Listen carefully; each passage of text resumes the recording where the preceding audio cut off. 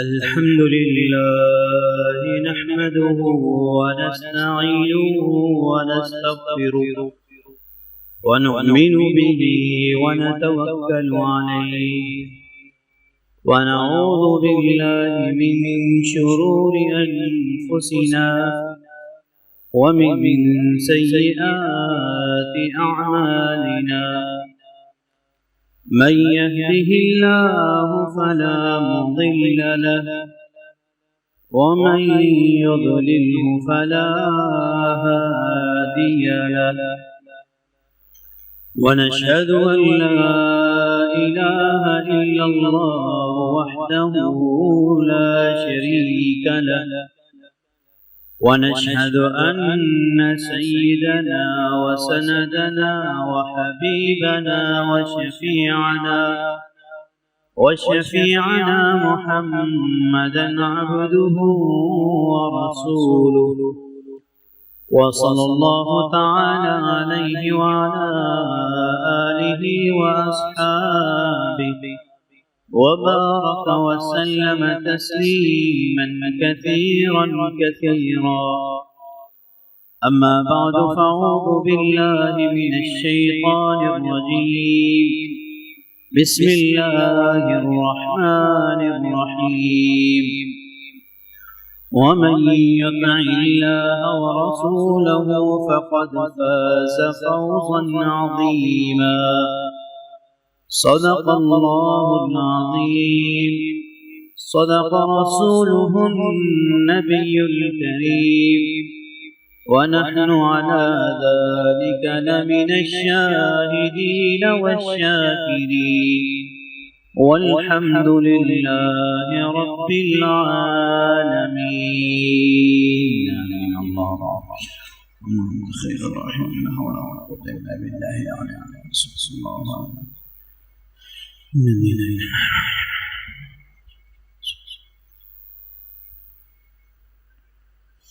میرے معزز سامعین کرام،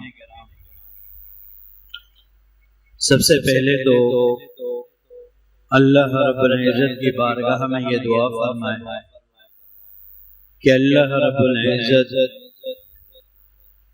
مجھے حق بات کہنے کی توفیق عطا فرمائے اور مجھے اور آپ کو، ہماری اولادوں کو، اہل محلہ والوں کو حق بات سن کر اس پر عمل کرنے کی توفیق عطا فرمائے.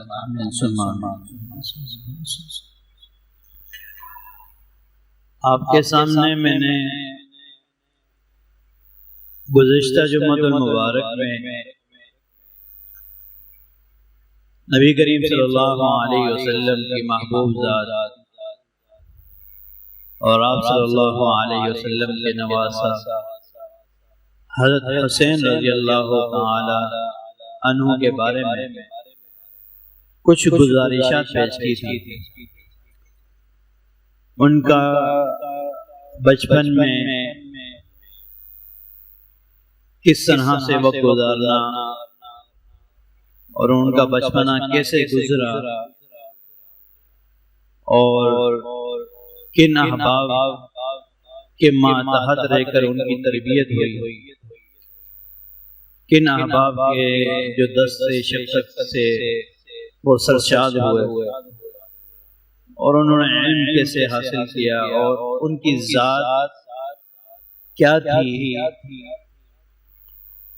اور نبی کریم صلی اللہ علیہ وسلم ان سے کس طرح کی محبت کیا کرتے تھے اور صحابہ رضوان اللہ تعالی علیہم اجمعین ان سے کیسی محبت کیا کرتے تھے اور پھر ان کا عملی زندگی اور پھر محرم الحرام کی مہینے کی مناسبت سے جو ایک دردناک واقعہ پیش آیا، واقعہ کربلا.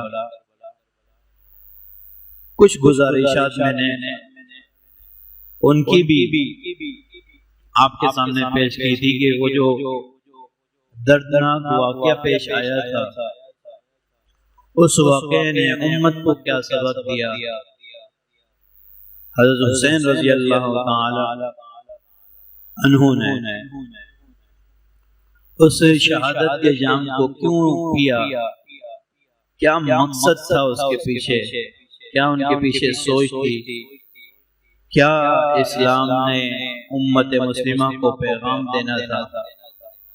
وہ پیغام ہم سب کو سمجھنا چاہیے اور اس کو اپنی عملی زندگی میں شامل کرنا چاہیے۔ اتنی بڑی اور اتنی بڑی ہستی کی صرف ایک عمل پہ قربانی ہو جانا، اس کا مطلب احکام میں، شریعت میں اس کی ایک بہت بڑی اہمیت ہے کہ انسان آج کے اس دور میں خصوصاً اس عمل کو ترجیح نہیں دی جاتی، اس سوچ کو ایک پس پشت ڈالا ہوا ہے اور اس پر کچھ غور و فکر نہیں ہے، اور ذرا ذرا کی رشتہ داریوں میں، آپس کے معاملات میں اس میں منافقتیں کی جاتی۔ تو یہ گزارشات میں نے آپ کے سامنے پیش کی تھی۔ امید ہے اللہ رب العزت سے دعا ہے کہ اللہ رب العزت وہ صحابہ والا جذبہ، وہ ایمان، وہ دین شریعت پر چلنا، مرنا، مٹنا، کٹنا، ہمیں بھی ایسا ایمان عطا فرمائے، آمین ثم آمین۔ آج بھی جو میں نے آپ کے سامنے قرآن کی تلاوت کی ہے، وَمَن يُطِعِ اللَّهَ وَرَسُولَهُ فَقَدْ فَازَ فَوْزًا عَظِيمًا، اس کا بھی مفہوم کچھ ایسے ہی ملتا جلتا ہے کہ اللہ رب العزت نے انسانوں سے فرمایا کہ یاد رکھنا، اگر تمہیں کامیابی چاہیے، اگر تم نے ایک کامیاب امت بننا ہے اور کامیابی تمہارے قدم چومے، تم ہر منزل میں کامیاب ہو، تو یاد رکھنا وہ کامیابی تمہیں وَمَن يُطِعِ اللَّهَ، اللہ کی، تمہارے رب کی اطاعت سے ملے گی، وَمَن يُطِعِ اللَّهَ وَرَسُولَهُ، اور اس کے رسول کی اطاعت سے وہ کامیابی ملے گی۔ اس کے علاوہ تم کچھ بھی کر لو گے، طرح طرح کے قوانین بنا لو گے، اگر اللہ کی اطاعت اور نبی کریم صلی اللہ علیہ وسلم کی اطاعت جہاں جہاں چھوٹے گی، وہاں وہاں تم نامراد ہو کر ناکام ہوتے چلے جاؤ، کیونکہ امت مسلمہ مسلمانوں کی کامیابی اللہ نے اپنے دین میں رکھی ہے۔ ان الدین عند اللہ الاسلام، یہ جو دین اسلام اور یہ قانون اللہ نے انسان مسلمانوں کو خصوصاً دیا ہے، یہ ایک بہت بڑی کامیابی ہے۔ اگر اس دین میں، اس اسلام میں ذرا سی تبدیلی ہوتی ہے یا اس کے عمل میں کوتاہی ہوتی ہے تو وہی مسلمان ناکام ہونا شروع ہو جاتا ہے، اور ایسا ہوتا رہا ہے۔ اور یہ میرا موضوع نہیں ہے کہ میں تمہیں آپ لوگوں کے سامنے یہ بھی بتاؤں کہ بہت سی قومیں جو اس دین اسلام کے خلاف کام کرتی رہی، انہیں اللہ نے نیست و نابود کر دیا، تباہ کر دیا ہے، برباد کر دیا ہے۔ بہت سی ایسے قومیں مالدار ہیں، اللہ نے مال سے بے پناہ نوازا ہے، مگر وقت کے پیغمبر، رسول، کتاب اللہ، شریعت، دین، اسلام، جو ان کی مخالفت پر چلا ہے اللہ نے اسے ختم کر دیا، چاہے وہ طاقتور ہے، مالدار ہے، سلطنت والا ہے، بادشاہت ہے، کچھ بھی ہے، جب اس کے مقابل میں کھڑا ہوتا ہے تو اللہ رب العزت اسے ناکام کر دیتا ہے۔ یہ ایک تاریخ رہی ہے جس سے قرآن اور کتب بھرے پڑے ہیں۔ فرعون جیسا واقعہ، انا ربکم الاعلی، اتنی بادشاہ کہ کوئی خلاف وہ بولے اس کے جسم کے ٹکڑے ٹکڑے کر دے، اتنا ظلم۔ پتہ چلا ایک نسل اس خاندان میں ایک شخص ہوگا جو اس کی حکومت کو نیست و نابود کرے گا، تو یہاں تک کہ اس نسل، اس قوم کی جو نرینہ اولادیں تھیں ان کو مارنے لگ گیا، ان کو ختم کرنے لگ گیا۔ مگر اللہ کے بنائے ہوئے قانون ہیں، اس کی خفیہ تدابیر ہے، اس کے معاملات ہیں، انسان کی سوچ سے وہ بالا تر ہے، انسان کی سوچ سے وہ بالا تر ہے۔ اللہ کے جو قوانین ہیں، جو نظام ہے اس دنیا کا، آسمان کا، زمین کا، اللہ اکبر۔ تو اللہ نے ایسا ہوا، حضرت موسیٰ علیہ السلام آئے اور فرعون کو آپ کے کتابوں میں موجود ہے کہ کس طرح اسے تباہ کیا۔ اللہ اکبر۔ اسی طرح بہت سی قومیں ایسی آئی کہ طاقتور تھی، ان کے وجود میں ایک اعلیٰ طاقت تھی، مگر جب پیغمبر، رسول، کتب کا انکار کرنے لگی تو انہیں سنا بولو، ان کی طاقتیں، ان کی پہلوانیاں کسی کام نہیں آئی۔ جب وہ جنگ پر آمادہ ہو گئے، ابرہہ جیسے قوم جو ہاتھیوں پر سوار ہو کے آئی کہ ہم کعبۃ اللہ کو شہید کر دیں گے، اور کوئی اللہ نہیں ہے، کوئی دین اسلام نہیں ہے، کوئی اس کی عبادت نہ کرے، کوئی ایک اللہ پر ایمان نہ لائے، کوئی توحید کی بات نہ کرے، ہم انہیں تباہ کر دیں گے، فنا ہو جائے گا، یہ معاملہ ہو جائے گا، کوئی روک سکے تو روکے۔ جب اپنی طاقت پر تکبر ہوا اور اللہ ہی کے خلاف جب کھڑے ہوئے تو اللہ رب العزت نے ان کی طاقت کا جواب پرندوں سے دیا۔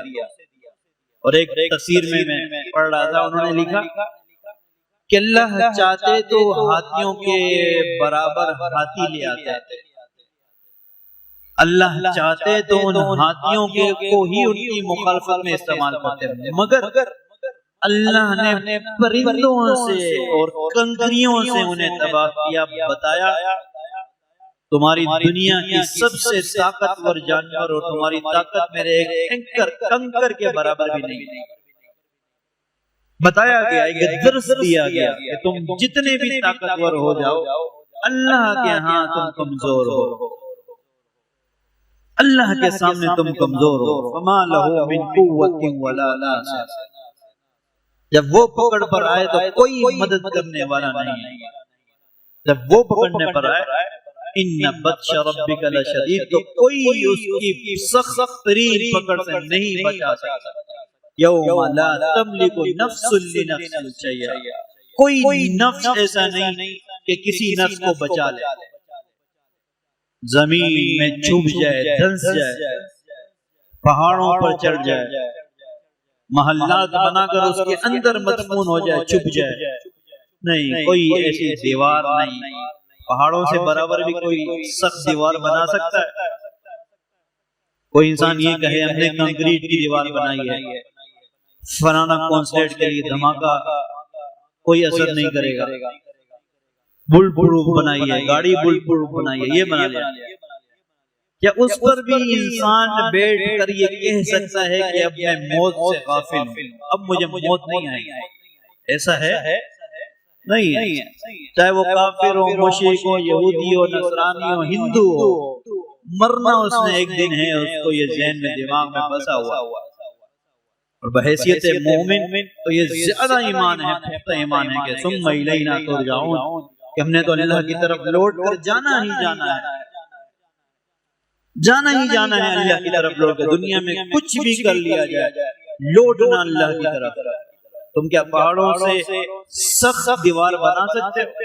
اتنی چوڑی دیواریں بنا سکتے ہو؟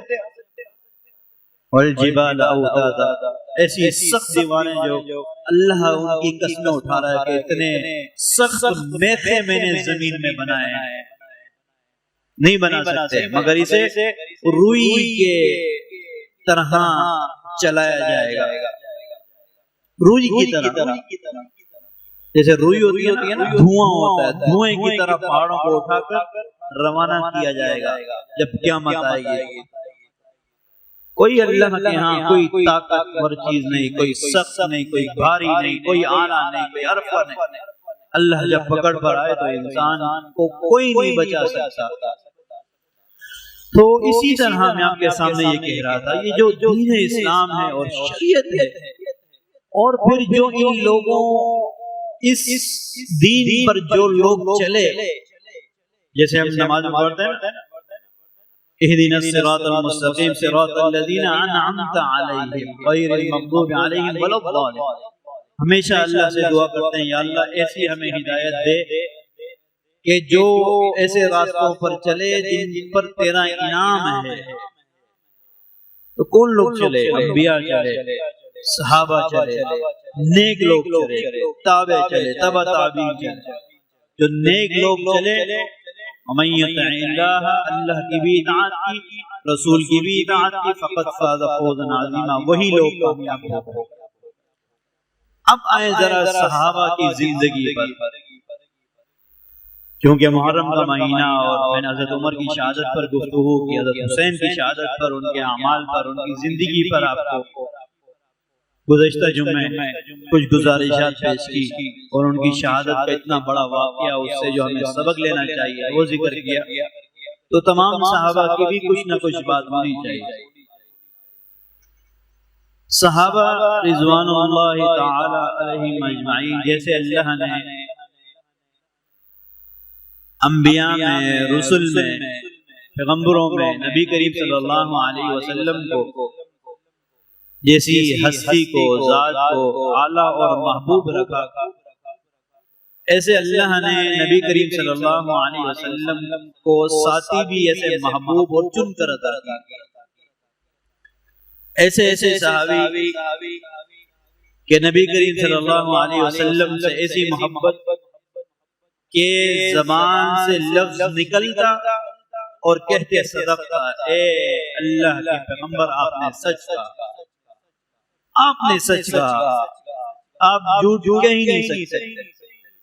اسی طرح صحابہ رضوان اللہ تعالی علیہم اجمعین کی زندگیوں کا ہم اگر مشاہدہ کریں کہ انہوں نے دین اسلام کو کس طرح لیا، اس وقت معاملات کیا تھے، اس وقت سختیاں کیا تھی، پیچیدگیاں کیا تھی، کمیاں کیا تھی، کتنا فروغ تھا، تو تب انسان کو اس دین کی قدر ہوگی جو ان عند اللہ الاسلام، جو اللہ نے یہ کہا نا، دین اسلام جو کامیابی کا راستہ ہے، وہ کس طرح انہوں نے حاصل کیا۔ اللہ اکبر، کس طرح انہوں نے مصیبتیں جھیلی اس کے لیے۔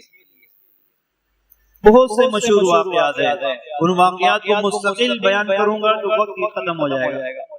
اگر صحابہ کی تکلیف پر ہی بات کرتے رہے تو یہ وقت بہت ہی کم ہے کہ صحابہ کی ایک ایک صحابی کی تکلیف کو بیان کیا جائے۔ حضرت بلال رضی اللہ تعالیٰ کیسی سختیاں دی، کس طرح آزمائشیں آئیں۔ جب لا الہ الا اللہ، اللہ کو ایک مانا تو جس کے غلام تھے تب کی ریت پر گھسیٹا جاتا، گرم زنجیروں سے ان کے پاؤں ہاتھوں کو وہ گھسیٹ کر بڑے سے پتھر سے باندھا جاتا۔ حضرت صہیب رضی اللہ تعالیٰ نے کیسی سختیاں جھیلی، حضرت خباب رضی اللہ تعالیٰ نے کس طرح، حضرت عمر رضی اللہ تعالیٰ نے جب ان کی کمر کو دیکھا تو حضرت عمر رضی اللہ تعالیٰ نے کہا کہ آج تک میں نے ایسی کمر اپنی زندگی میں نہیں دیکھی۔ کیا تھی ان کی کمر؟ فرماتے ہیں کہ اے عمر، میں نے جب اسلام قبول کیا تو مجھے جن کے وہ غلام تھے، اللہ اکبر، انہیں باندھ کر آگ کے انگاروں میں ان کو لٹایا جاتا، آگ کے انگاروں میں، اور جسم کا گوشت پگھل پگھل کر، جو چربی پگھل کر اس آگ کے انگاروں پر گر کے ان آگ کے انگاروں کی آگ کو بجھایا کرتی تھی۔ ایسی آگ میں لٹایا گیا، ایسے زخم تھے، گڈھے تھے، کھڈے ہو جاتے ہیں، کوئی زخم لگتا ہے انسان کا گوشت یہاں سے اندر چلا جاتا ہے، اس طرح کمر پہ بہت سے کھڈے تھے۔ سمیہ رضی اللہ تعالیٰ عنہ کی کیسی قربانیاں تھیں، وجود کی تو قربانیاں انہوں نے ایسی دی ہے کہ اب بھی مسلمان دے رہے ہیں، ایسا نہیں ہے کہ نہیں دے رہے، اب بھی مسلمان قربانیاں دے رہے ہیں۔ برما میں کتنا ظلم ہو رہا ہے، ایسا آیا ہے کہ برما والوں نے یہ اعلان کر دیا ہے کہ توبہ نعوذ باللہ کہ ہم نے دین اسلام کو چھوڑ دیا، مر رہے ہیں، کٹ رہے ہیں، اپنے گھروں کو چھوڑ رہے ہیں، صحابہ کی سنت کو ادا کر رہے ہیں۔ آج جو برما کے مسلمان، جہاں جہاں مسلمانوں پر ظلم ہو رہا ہے، کسی نے دین اسلام کو چھوڑا؟ حضرت عائشہ رضی اللہ تعالیٰ عنہ کا قول ہے کہ میں نے اپنی زندگی میں کسی ایک مرد یا کسی ایک عورت کو نہیں دیکھا کہ اس نے اسلام کو چھوڑ دیا۔ عورت تکلیف اٹھانے میں جب اس پہ ظلم کیا جائے، حقیقت ہے کہ وہ برداشت زیادہ کرتی ہے، مگر جب اسے تکلیف دی جائے تو وہ کمزور دل ہوتی، ڈر جاتی ہے۔ کوئی ایسی عورت نہیں کہ جس پر ظلم ہو اور اس نے اسلام کو چھوڑ دیا۔ ایک نام تھا، ایک صحابی تھی ام شریک رضی اللہ تعالی عنہ۔ جب پتہ چلا اسلام لائی ہے تو ان پر ظلم کرنا شروع کیا۔ ظلم کیا کہ ان کو غذا دی جاتی مگر گرم شہد کھلایا جاتا، جو گرمی، جو جسم کے اندر گرمی پیدا کرتا۔ اور اس عرب کی صحرا اور گرمی جہاں کی مشہور ہے، تپتی ہوئی ریت پر 3 دن انہیں باندھ کر رکھا، تپتی ہوئی دھوپ نے عورت ذات کو۔ اللہ اکبر۔ اور کتابوں میں آتا ہے جب ان پر بے پناہ انتہا درجے کا ظلم ہوا، دھوپ پر 1-2 گھنٹے بیٹھے انسان چکرا جاتا ہے، انسان آنکھوں کے سامنے اندھیرا آ جاتا ہے۔ آپ بیٹھ کر دیکھیں، ہم نمازوں کے لیے، جمعے کے لیے باہر خیموں کا انتظام کرتے، کیوں؟ کہ عبادت میں بھی انسان کو تکلیف نہ ہو، ہے نا، اس لیے کرتے ہیں۔ اگر 5-10 منٹ نماز پڑھنی پڑے دھوپ میں، کیسے انسان کا دماغ چکرا جاتا ہے۔ توبہ نعوذ باللہ، ہمارے تو ایمان کا یہ جذبہ ہے کہ نماز چھوڑ دے۔ 3 دن مستقل دھوپ میں زنجیروں سے باندھ کر تپتی ہوئی ریت میں بٹھا کر رکھا۔ کتابوں میں آتا ہے کہ دماغ معوف ہونے لگا، آنکھوں میں اندھیرا چھانے لگا، کانوں کی سماعت ختم ہونے لگی، کچھ بات کہتے سمجھ نہیں آتی، کچھ ان سے پوچھتے نا انہیں سمجھ نہیں آتی۔ پھر وہ مشرک کافر لوگ ان سے جب پوچھتے کہ توحید کا انکار کرتی ہو، جس دین اسلام کو، جس اللہ پر تم ایمان لائی ہو اسے چھوڑتی ہو، انہیں کوئی بات سمجھ نہیں آتی، اتنی تکلیف اور دماغ معوف ہو گئے، انہیں بات سمجھ نہیں آتی۔ کتابوں میں لکھا ہے جب وہ اشارے سے پوچھا کرتے تھے، آسمان کی طرف اشارہ کر کے، جس رب پر تم ایمان لائی ہو اسے چھوڑتی ہو، جب وہ ان کا اشارہ سمجھتی تو کہتی لا الہ الا اللہ، میں اسی پر ایمان لائی ہوں اور اب بھی اس پر قائم ہوں۔ اللہ اکبر۔ جب اشارہ سمجھتی ان کا کہ یہ کہہ رہے ہیں کہ توحید کا انکار کرو، کہا خدا کی قسم جس کے قبضے میں میری جان ہے، اب بھی میں اسی پر ایمان رکھتی ہوں۔ ایسی عورتیں، ایسے لوگوں نے اس ایمان کو، دین کو، اسلام کو قبول کیا، ایسی سختیوں کو جھیلا ہے۔ یہ تو ہوگی وجود کی سختی، اہل و قریب رشتہ داروں کو بھی چھوڑا ہے۔ سعد بن ابی وقاص، کیسے کیسے صحابی، اللہ اکبر، ایمان لائے۔ ایک صحابی، ان کی والدہ نے کہا کہ ان کے والد نے، تمام احباب نے، کہ تم ہم سے آگ کر دی گئے، تم ختم ہو، آج سے ہماری تم خاندان کا حصہ نہیں ہو۔ کہا منظور ہے، کہا گھر سے نکل جاؤ، منظور ہے، تمہارے وجود پر جو لباس ہے اسے اتار کر اس گھر سے باہر جاؤ۔ وجود سے لباس کو اتارا گیا، برہانہ نبی کریم صلی اللہ علیہ وسلم کی محفل میں جا کر شامل ہو گئے۔ آسان ہے یہ بات، اپنے گھر والوں کو چھوڑنا، رشتہ داروں کو چھوڑنا، اپنے اہل محلہ والوں کو چھوڑنا، ماں باپ کو چھوڑ دینا۔ اللہ اکبر۔ ایک صحابی ہیں، ان کی والدہ نے انہیں کہا کہ جب تک تم یہ حضرت سعد بن ابی وقاص رضی اللہ تعالیٰ عنہ، جب ان کی والدہ کو پتا چلا کہ وہ ایمان لے آئے ہیں تو انہیں کہا کہ تم جب تک اللہ کی توحید کا انکار نہیں کرو گے تب تک میں کھانا نہیں کھاؤں گا۔ والدہ کیسی مشرک ذات ہوتی ہے، انسان اس کے لیے کچھ بھی کر لیتا ہے۔ نبی وقاص رضی اللہ تعالیٰ عنہ نے کہا، پریشان رہے، اخلاق سے بات کرتے رہے، سمجھاتے رہے انہیں، مگر کہا نہیں میں نہیں کھانا کھاؤں گا۔ ایک دن بھوکی رہی، 2 دن بھوکی رہی، تیسرے دن بے ہوش ہو گئی۔ اپنی والدہ کو جگا کر کہتے ہیں، اماں جان اگر تمہارے اس وجود میں میاں سو جانے ہونا اور ایک ایک جان میری آنکھوں کے سامنے نکل رہی ہو، میں تب بھی یہ نہیں چھوڑوں گا، تب بھی میں اللہ کی توحید کا انکار نہیں کروں گا۔ اماں جان کیا تھا یہ، کیسی قربانی تھی؟ کیونکہ قرآن میں آتا ہے اللہ نے ان کے قلوب، ان کے دل کا امتحان لیا اور انہوں نے دل کا امتحان دے کر کامیابیوں کو پایا ہے۔ دل کا امتحان دیا انہوں نے، یہ مان، عشرت، عزت، دولت، مہاجرین نے کس طرح اپنے گھر باپ کو تمام چیزوں کو چھوڑ دیا تھا، کیسے افراز بھوکیت دور کو اس اسلام کے لیے قبول کیا اور ہمیشہ زندگی میں ایسے ہی رہے۔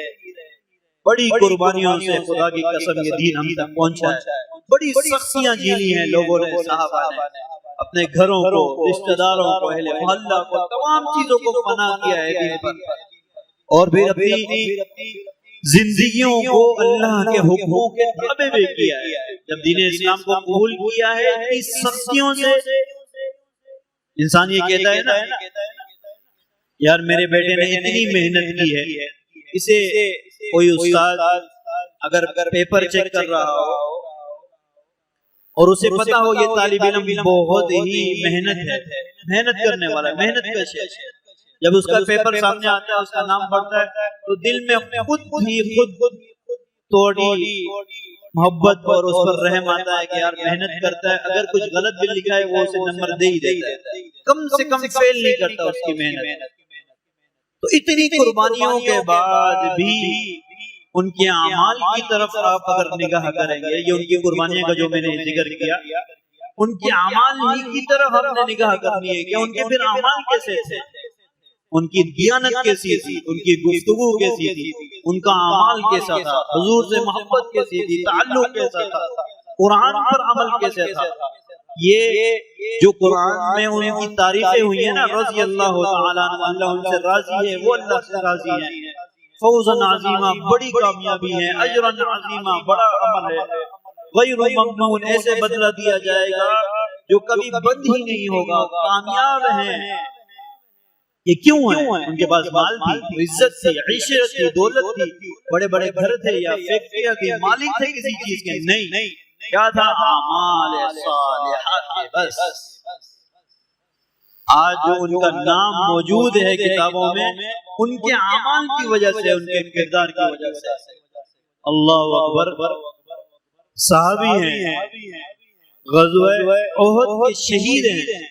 یہ میں بتانا چاہ رہا ہوں کہ ان کے پاس دنیا کیا تھی جو آج تک قرآن ان کی تعریفیں کرتا ہے، قیامت تک کرتا رہے گا۔ ان کی دنیا کیا تھی؟ نبی کریم صلی اللہ علیہ وسلم، اللہ اکبر، جنگ احد کے شہید ہیں۔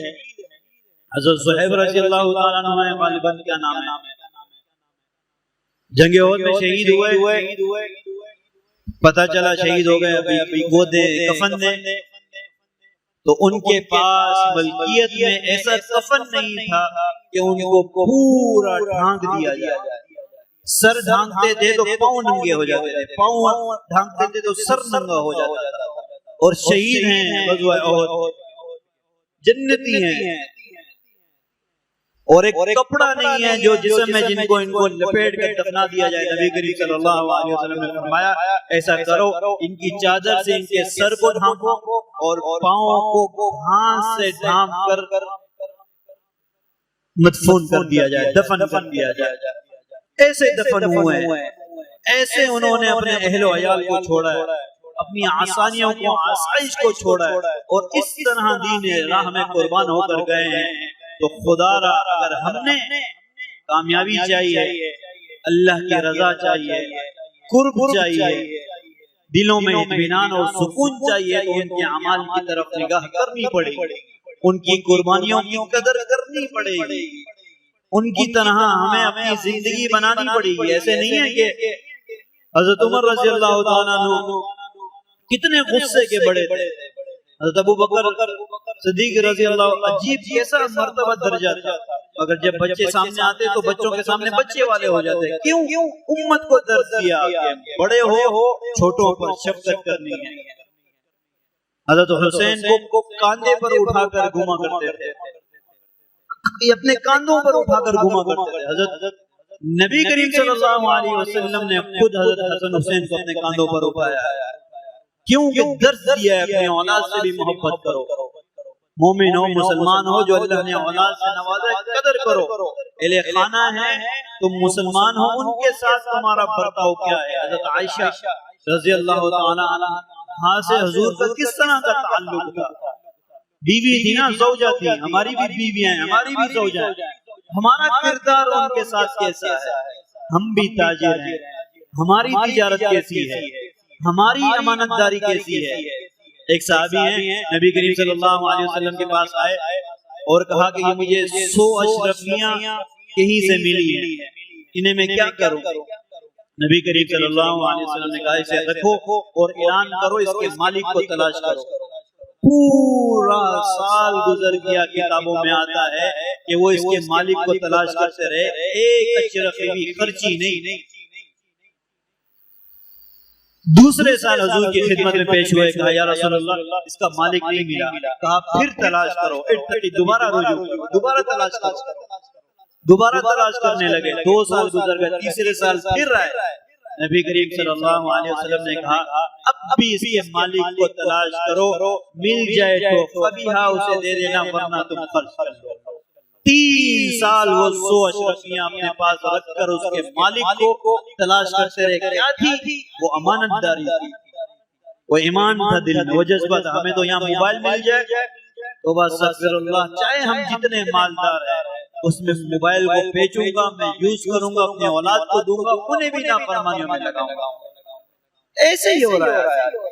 چاہے جتنا اللہ نے ارب پتی کھرب پتی بنایا ہو، مگر کسی کے 1000 روپے بھی لینے ہوں تو میں لوں گا، اس کا حق ماروں گا. وآخر نبی کریم صلی اللہ علیہ وسلم اور صحابہ کی جو قرآن میں ایک صفت بیان ہوئی ہے وہ یہ بھی ہے کہ نبی کریم اللہ رب العزت نے فرمایا کہ وہ تو اپنے حق کو چھوڑ کر دوسروں کو دیا کرتے تھے. اور بہت سے ایسے واقعات ہیں، جو ایک وہ مسافر آیا تھا، مشہور واقعہ ہے، حضور کے بھی گھر میں کچھ نہیں تھا. حضور نے کہا کون ہے جو اس کی مہمان نوازی کرے؟ پورا واقعہ نہیں سناتا، مگر وہ کیا معاملہ تھا؟ کھانے کو گھر پہ نہیں تھا، اپنی بیوی کو اہل کو کہا بچوں کو سلا دو، تم بھی نہیں کھانا میں بھی نہیں کھاؤں گا، وہ مہمان کھائے گا.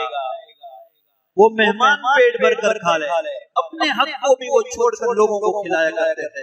اس لیے آج تک ان کا نام موجود ہے اور ان کے نام لیوا ہم ہیں. تو اپنے چہرے کو اپنے شیشوں کے سامنے دیکھیے، اپنے اعمال کو دیکھیے، جو اپنے عیبوں کو دکھاتا ہے، اپنے اعمال کو دکھاتا ہے.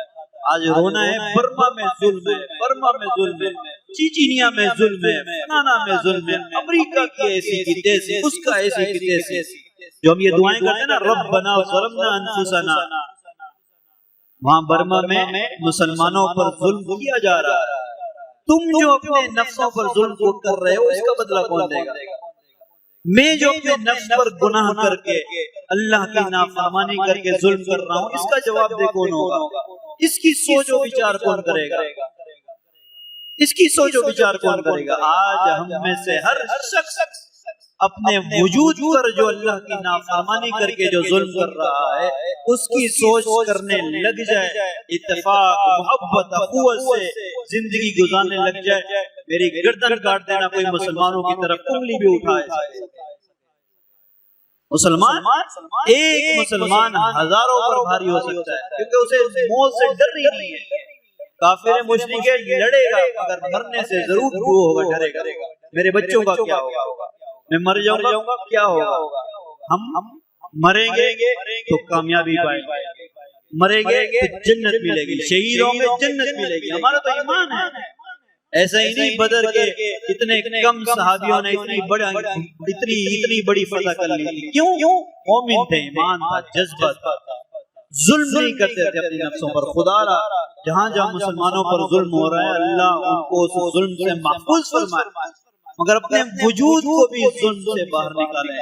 ان ہاتھوں کو، ان آنکھوں کو، اس زبان کو، اس دل کو، اپنی تجارتوں کو، اپنے معاملات کو جو تم ظلم کر کے انہیں نحوس اور جو نجس کر رہے ہو، خدا را اپنی زندگیوں کے اعمال کو سنواریے، اللہ کے احکامات کو مانیے، نبی کریم صلی اللہ علیہ وسلم کی اطاعت کیجیے. جو میں نے پہلی آیات تلاوت کی تھی اسی پر اپنی بات ختم کرتا ہوں. وَمَن يُطِعِ اللَّهَ وَرَسُولَهُ فَقَدْ فَازَ فَوْزًا عَظِيمًا. جس شخص نے اللہ کی اطاعت کی، رسول کی اطاعت کی، وہی انسان کامیاب ہو گیا.